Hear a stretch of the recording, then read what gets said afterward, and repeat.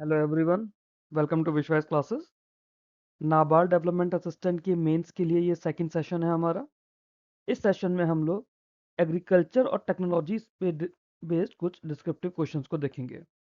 Process वही रहेगा, पहले हम क्वेश्चंस देखेंगे, फिर उन क्वेश्चन की एल्गोरिदम देखेंगे कि क्या क्या स्टेप्स हैं आंसर लिखने के लिए, फिर लास्ट में हम लोग उनके आंसर्स को समझेंगे। तो ये 5 क्वेश्चंस हम लोग इस वीडियो में देखेंगे।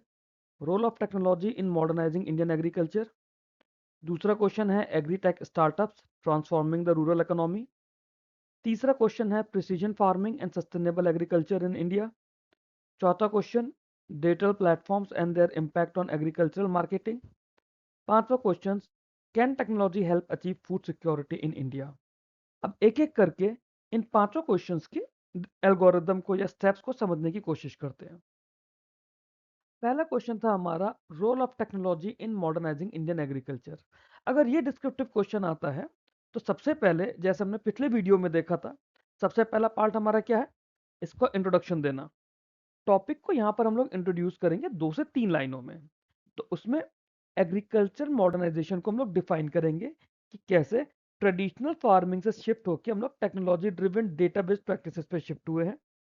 फिर इसमें जो टूल्स हैं, जैसे मैकेनाइजेशन हुआ, एआई को यूज करने लगे हैं, ड्रोन्स यूज कर रहे हैं, बायोटेक और डिजिटल प्लेटफॉर्म्स यूज कर रहे हैं, उसके बारे में बताएंगे। और दोनों लाइनों को इंट्रोड्यूस करते हुए फिर हम बताएंगे कि technology is crucial for improving productivity and farmer income in India. फिर टेक्नोलॉजिकल इंटरवेंशंस क्या क्या हुए, अप्रोक्सीमेटली 80 to 90 वर्ड्स में हम लोग ये चीज बताएंगे। इसमें हम लोग फार्म मैकेनाइजेशन और प्रिसीजन टूल्स के बारे में बताएंगे, जैसे ट्रैक्टर्स यूज करते हैं, हार्वेस्टर्स यूज करते हैं, जीपीएस मैपिंग यूज कर रहे हैं, मॉनिटरिंग और स्प्रेइंग के लिए ड्रोन यूज कर रहे हैं, ये हम लोग बताएंगे। फिर डिजिटल और एआई बेस्ड एडवाइजरी सिस्टम्स हैं, जिसमें रियल टाइम वेदर फोरकास्ट आ रही है, सॉइल हेल्थ का डेटा मिल रहा है, पेस्ट अलर्ट्स आ रहा है थ्रू मोबाइल प्लेटफॉर्म्स। ये हम लोग बताएंगे कि कैसे टेक्नोलॉजी कुछ चीज़ों के बारे में एडवांस में हमें बता देती है जो होने वाला होता है। तो उसकी हेल्प से हम लोग बहुत सारे अपने लॉसेस को मिनिमाइज कर सकते हैं। बायोटेक्नोलॉजी बेस्ड इनोवेशन डिस्कस करेंगे यहाँ पे, जिसमें हाई यील्डिंग और क्लाइमेट रेजिलिएंट सीड वेराइटीज है, जिससे कि क्रॉप्स की परफॉर्मेंस, ये परफॉर्मेंस लिखा है, जिससे कि क्रॉप्स की परफॉर्मेंस इंप्रूव हो रही है। ठीक है, ये स्टेप 2 था हमारा। स्टेप 3 में हम लोग बताएंगे कि इसका प्रोडक्टिविटी और इनकम पर क्या इम्पैक्ट पड़ रहा है। अगर सीड्स हमारे अच्छे हैं, हमारी प्रोडक्टिविटी ज़्यादा बढ़ रही है, हायर एफिशिएंसी हो रही है, यील्ड हमारी बढ़ रही है। ठीक है, कैसे बढ़ रही है, वाटर, फर्टिलाइजर्स, पेस्टिसाइड, इन सब का ऑप्टिमल यूज करके। फिर कॉस्ट रिडक्शन हो रहा है, रिस्क मैनेजमेंट हो रहा है, रियल टाइम वेदर और मार्केट इन्फॉर्मेशन हमें मिल रही है, मार्केट एक्सेस हमारा बेटर हो रहा है ना, ट्रांसपेरेंट प्राइस डिस्कवरी है। फिर हमारे पास इसमें चैलेंजेस और कंस्ट्रेंट्स क्या हैं, कि अगर ज़मीन छोटी है, जो हमारे छोटे किसान भाई हैं, तो उन लोगों के लिए कॉस्टिंग बहुत ज़्यादा पड़ जाती है, इनिशियल कॉस्ट बहुत ज़्यादा हो जाती है उनको एडवांस टूल्स अगर लेने हैं। देन डिजिटल डिवाइड होता है, लो टेक्निकल लिटरेसी है फार्मर्स में। फिर इंफ्रा का गैप से, जैसे कई जगह इंटरनेट कनेक्टिविटी अच्छी नहीं है, कई जगह पावर सप्लाई मतलब प्रॉपर नहीं आती है। तो इस सब से क्या होता है, जो दिक्कतें आ रही हैं टेक्नोलॉजी यूज़ करने में, वो दिक्कतें हैं ये। जो हमारे गरीब किसान हैं, छोटे किसान हैं, उनके पास ज़मीन छोटी है बट इनिशियल कॉस्टिंग बहुत ज़्यादा है, उन्हें दिक्कत है। बहुत ज़्यादा लोगों के पास में डिजिटल लिटरेसी नहीं है, उन्हें दिक्कत है। अब ड्रोन चलाना ईज़ी तो नहीं है, सब लोग तो नहीं चला सकते ड्रोन।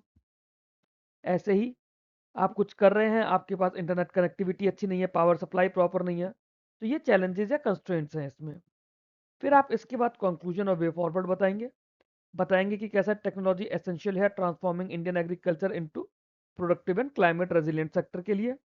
इंक्लूसिव पॉलिसीज क्या है, एफपीओ बेस्ड अडॉप्शन मॉडल क्या है, ये सब कुछ यहाँ बताया जाएगा। ठीक है, अगले क्वेश्चन की तरफ चलते हैं। नेक्स्ट क्वेश्चन है हमारा agritech startup transforming the rural economy.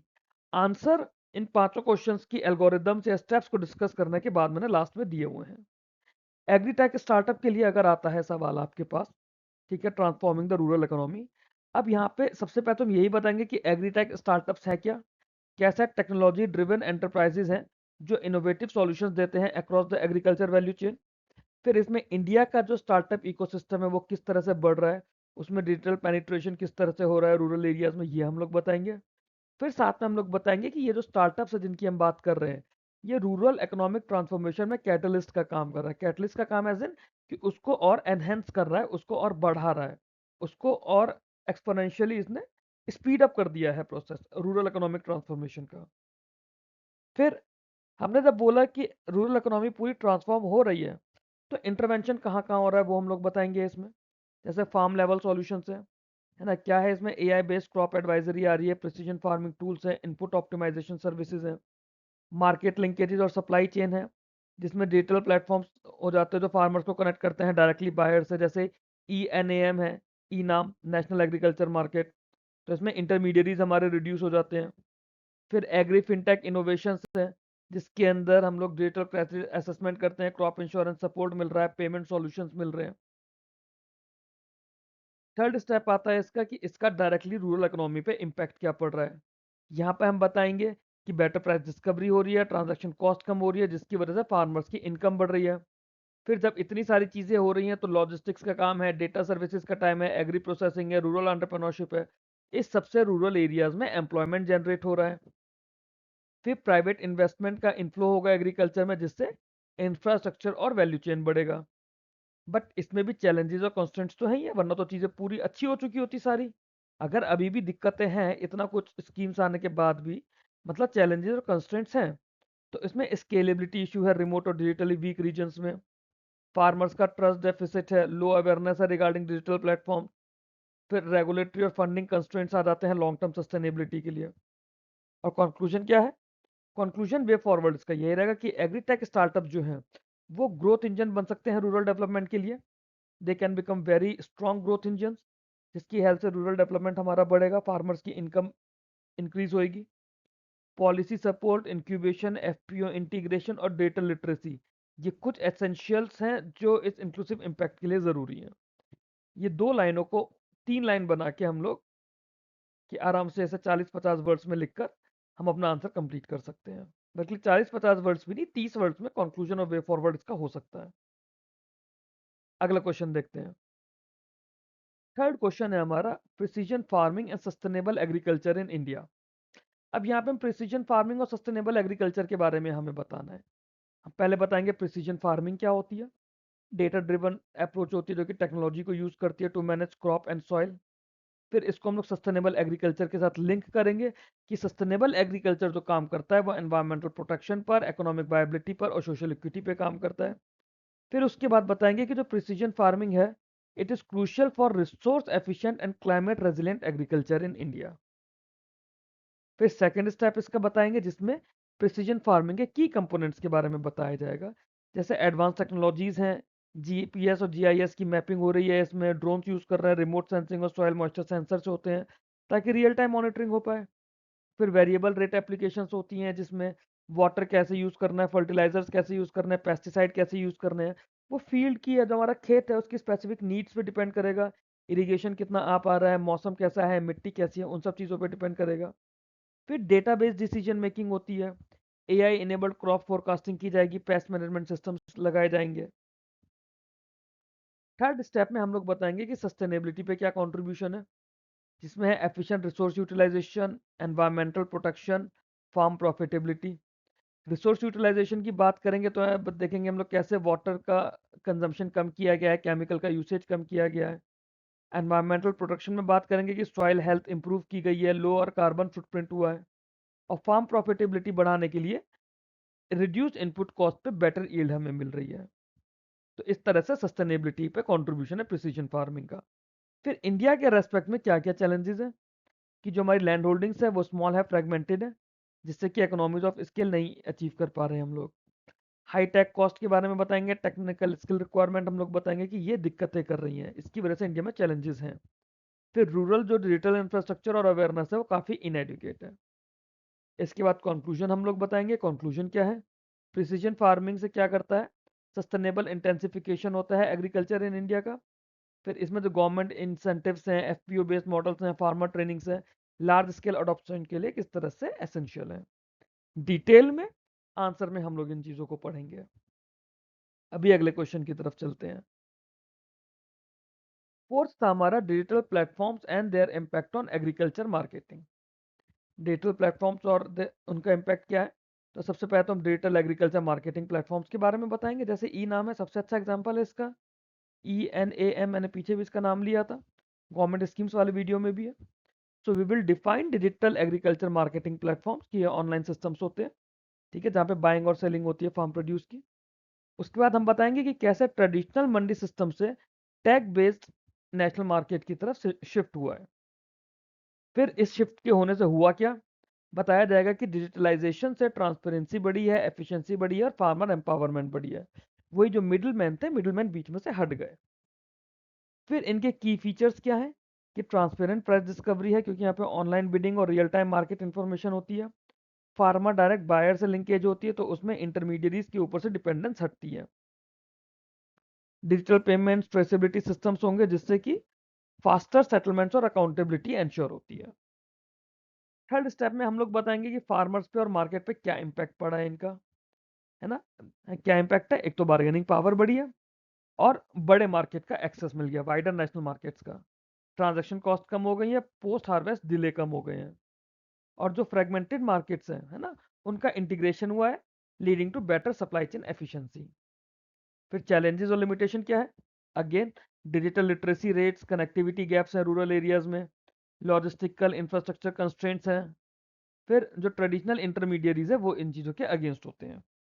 Conclusion क्या है रहेगा इसका, कंक्लूजन में बताया जाएगा जो डिजिटल प्लेटफॉर्म्स हैं वो एग्रीकल्चर मार्केटिंग को ट्रांसपेरेंट और कॉम्पिटेटिव सिस्टम में ट्रांसफॉर्म कर रहे हैं।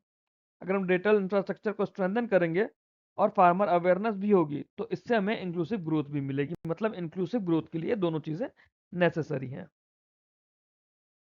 क्वेश्चन नंबर 5 देखते हैं। क्वेश्चन नंबर 5 में क्या है, can technology help achieve food security in India. बहुत ज़्यादा इंपॉर्टेंट क्वेश्चन है ये। इसमें सबसे पहले तो हम फूड सिक्योरिटी बताएंगे। फूड सिक्योरिटी को डिफाइन किया जाएगा क्या होता है in terms of availability, accessibility, affordability और न्यूट्रिशनल एडिकेसी। फिर बताएंगे कि इंडिया में चैलेंजेस क्या है। फूड सिक्योरिटी है मतलब फूड की सिक्योरिटी की बात कर रहे हैं, दैट मीन्स हमारे पास पॉपुलेशन बहुत बड़ा इशू है कि पूरे पॉपुलेशन की फूड की रिक्वायरमेंट हम फुलफिल कर पा रहे हैं या नहीं कर पा रहे हैं। क्लाइमेट चेंज बहुत बड़ा इशू है कि क्लाइमेट चेंज की वजह से कई बार फसलें खराब हो जाती हैं, क्या उसको हम कोप अप कर पाते हैं या नहीं। And then resource constraint.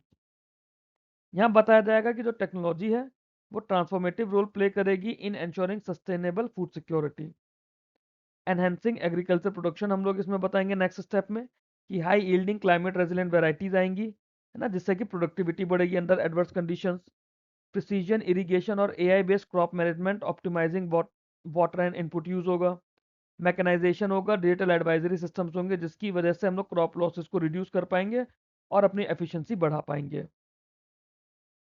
Third step होगा इसका reducing post harvest losses and improving distribution. इसमें क्या होगा, जो कोल्ड स्टोरेज है, मॉडर्न सप्लाई चेन्स है ना, they minimise wastage of perishable commodities. Digital tracking and blockchain system, ये ट्रेसेबिलिटी ऑफ फूड सेफ्टी बढ़ाएंगे। एफिशिएंट लॉजिस्टिक्स और ई मार्केटिंग प्लेटफॉर्म्स, ये बेटर डिस्ट्रीब्यूशन और एक्सेस प्रोवाइड करेंगे।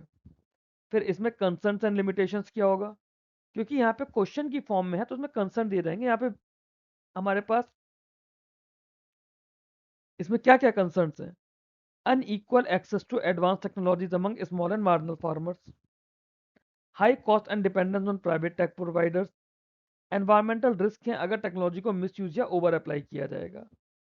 कैसे होगा वो अभी हम लोग डिस्क्रिप्टिव आंसर्स में देखेंगे। फिर उसके बाद जैसे पीछे हम लोग कंक्लूजन और वे फॉरवर्ड दे रहे थे, वैसे 2-3 लाइन में डिफाइन किया जाएगा। बताया जाएगा कि जो टेक्नोलॉजी है वो इंडिया की फूड सिक्योरिटी फ्रेमवर्क को स्ट्रेंथन कर सकती है, इंक्लूसिव एक्सेस मिलेगा, सस्टेनेबल प्रैक्टिसेस आएंगी और पॉलिसी मेजर्स का सपोर्टिव होगा, मतलब सपोर्टिव तरह के सपोर्टिव नेचर के पॉलिसी मेजर्स होंगे और इससे लॉन्ग टर्म इम्पैक्ट इसमें आएगा एक पॉजिटिव वे में। आंसर्स देखते हैं। पहला क्वेश्चन था हमारा, role of technology in modernising Indian agriculture. मैं सिर्फ ये आंसर रीड करूंगा, बल्कि मैं रीड नहीं करूंगा, आप ही लोग एक बार वीडियो को पॉज करके आंसर को रीड करिए। 5 पैराग्राफ का आंसर है, 2 पैराग्राफ सामने लिखे हुए हैं, सॉरी 4 पैराग्राफ में ये आंसर मैंने यहाँ पे वाइंड अप करा है। मैं कुछ ऐसा ही लिख पाया हूँ इस आंसर को, तो यहाँ पे आप ये आंसर देख सकते हैं। इसे पॉज करके आप आंसर रीड करिए, आप लोगों को समझ आएगा किस तरह से लिखना है। अगले क्वेश्चन की तरफ चलते हैं। Question 2, agritech startups transforming the rural economy. इसमें वही जैसे हम लोगों ने बात की थी, एग्रीटेक के बारे में हम लोगों ने बताया क्या होता है, इंडिया का उसमें क्या चल रहा है। हमने बताया कि इंडिया ने रैपिड ग्रोथ ली है स्टार्टअप इकोसिस्टम में, ये सब चीज़ें बताई जाएंगी। आंसर को पॉज करके आप वीडियो में एक बार आंसर रीड कर सकते हैं। फिर आंसर की सेकंड स्लाइड पर चलते हैं। यहाँ पे ये हमने चैलेंजेस बताए थे और ये इस तरह से इसको कंक्लूड किया जाएगा। अगला सवाल देखते हैं। प्रिसीजन फार्मिंग और सस्टेनेबल एग्रीकल्चर, यहाँ पे जैसे स्टेप्स बताए थे उसी तरह से आंसर को लिखने की कोशिश की है। एक बार पॉज करके आप आंसर रीड करिए स्लाइड पर। अगली स्लाइड ये आ जाती है। एक बार वीडियो को पॉज करके आंसर को रीड करिए, आप लोगों को आंसर समझ आएगा, क्योंकि इस आंसर में मेरे को नहीं लगता मैं अलग से कुछ समझा सकता हूँ। मैंने ऑलरेडी इसके स्टेप्स को समझा दिया है, जो हम लोगों को लिखना है किस तरह से लिखना है। अब जो लिखने की लैंग्वेज है वो आपको यहाँ मिलेगी। आगे चलते हैं अगले सवाल पर। क्वेश्चन नंबर 4, डिजिटल प्लेटफॉर्म्स और उनका इम्पैक्ट एग्रीकल्चर मार्केटिंग पे। वीडियो को पॉज करके आप एक बार रीड करिए इसे।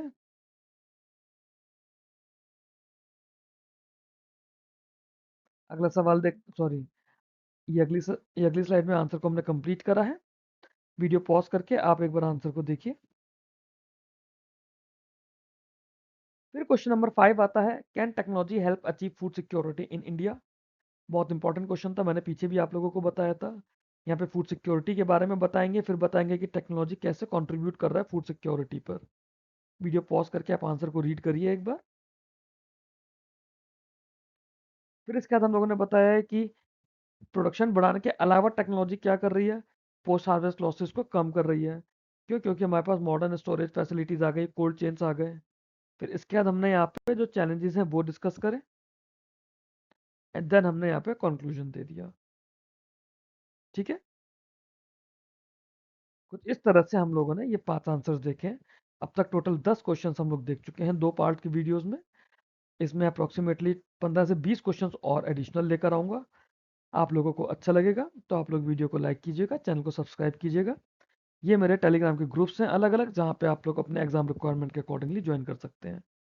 Thank you very much for watching this video. Keep learning, keep growing.